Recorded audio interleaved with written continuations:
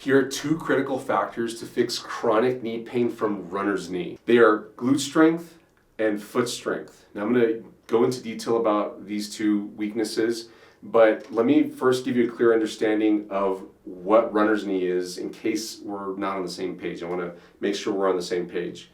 So runner's knee is usually pain in front of the knee associated with running. If you're a runner, if you run 5Ks, 10Ks, miles, marathons, whatever you like to run, if you start to get pain in the front of the knee, you might be diagnosed with something called runner's knee. Or if you're looking it up on the internet, you might find that you fit the bill for being a person with runner's knee.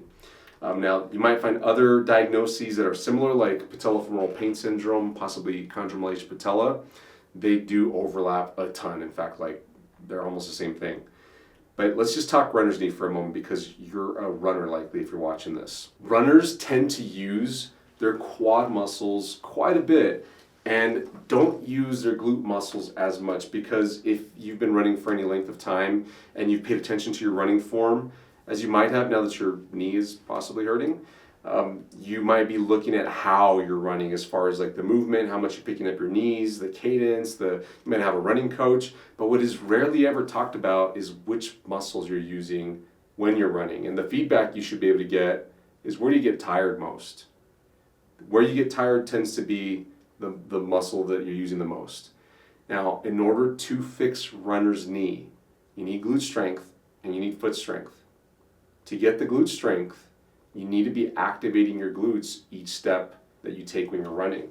So whenever you land with a foot on the ground, the glute on this side should engage to help propel your body forward. If you're not doing that, then you're going to want to compensate subconsciously. You don't do this on purpose necessarily. You usually end up compensating with your thigh muscles in the front of the thigh in an effort to extend your knee, to push your knee straight, to push your foot away and propel you from the ground up. Ultimately, both things need to happen. Your thigh needs to move backwards and your knee needs to straighten out in order to propel yourself forward as you run. But you should ideally be using your glutes more than everything else. So on me, here's what it should look like. When I go take a step to propel myself forward to run and push myself this way, I should be thinking about squeezing this muscle, tightening as I push myself forward, rather than thinking about tightening this muscle to push my knee straight and push my leg, my body forward by straightening out my leg like this. So it's a subtle shift in how you run, but it has massive implications because you take thousands, tens of thousands of steps, maybe even hundreds of thousands of steps if you're running very long distance, and it adds up. Those small changes in how you run can impact your joints, your cartilage, and ideally you should be using those glutes. And I also said that foot strength is important. And the reason why foot strength is important, let me bring my skeleton back, specifically the toe flexors, those are the muscles that help to curl your toes downwards right here.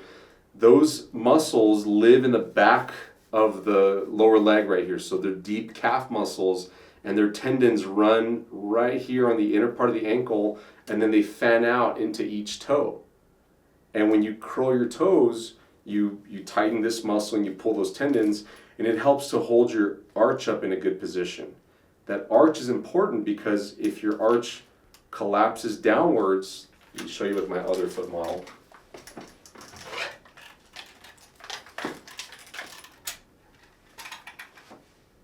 If that arch collapses downwards like this, then the ankle moves inwards and the entire shin bone moves inwards.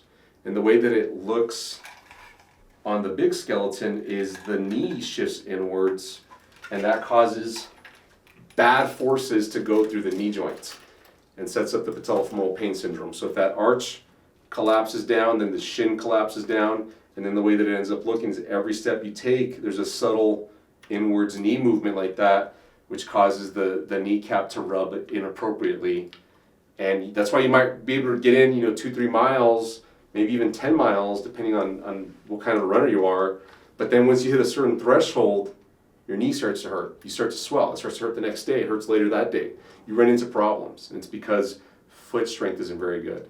So it requires you to gain more toe flexor strength so that you have it available as you're running. Same thing with the glutes. You need to gain more glute strength so that you have that glute strength available to you as you're running. If you don't have the strength available and you're running into knee pain, then it's because of two reasons. One is the strength's not there.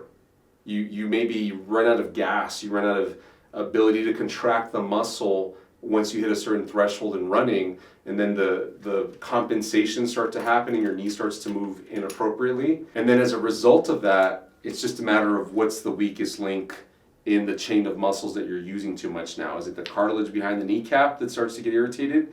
Perhaps it's the tendon where the thigh muscles, the quads, come in and attach to the kneecap. Or there's a tendon down below here. You can see it better right here in this model. Here's the quad tendon, and then here's the ligament from the kneecap down to the shin bone. Any of these parts can get overstressed because you're using these quad muscles too much. It's yanking on the thigh bone, on the patella, and the tendon, the ligament, the cartilage behind the kneecap, they're all being affected. And then it's just a matter of what's going to hurt first, what's going to swell first, what might tear or get damaged first. So you need to get that glute strength up, you need to get that foot strength up. I've got tons of videos to help you out here on YouTube. You can look at our patellofemoral pain playlist. I've linked in the description below. I've also linked a playlist called the runner's knee and jumper's knee playlist. They relate a lot, so I put them both on there. Then I've got a program, it's called the patellofemoral pain program. That's a comprehensive solution to correcting the root muscle imbalances that set up runner's knee and other problems like patellofemoral pain syndrome, jumper's knee, chondromalacia patella, anything that relates to pain in the front of the knee, because they're all rooted in these same root causes, the root muscle imbalances. That program is 30 videos, more than 30 videos of me walking you through treatment, my treatment approach on how to correct the root muscle imbalances, as if you were here with me and I'm showing you exhaustively what to do each step of the way through all the healing phases to get all the way to the end where you can run again as much as you want, you can jump, even lift weights. There's a link to this program, the Patella Pain Recovery Program, down in the description below along with those playlists. Hey, if this video was helpful for you, please give us a thumbs up. Please share this with somebody you think needs to see this. Drop a comment if you have any questions. Share any wins, any successes. If you're running again because of our help, please let us know. We need to hear that. It makes our day.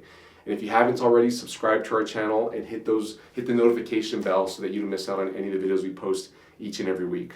I'll see you in the next video. Bye-bye.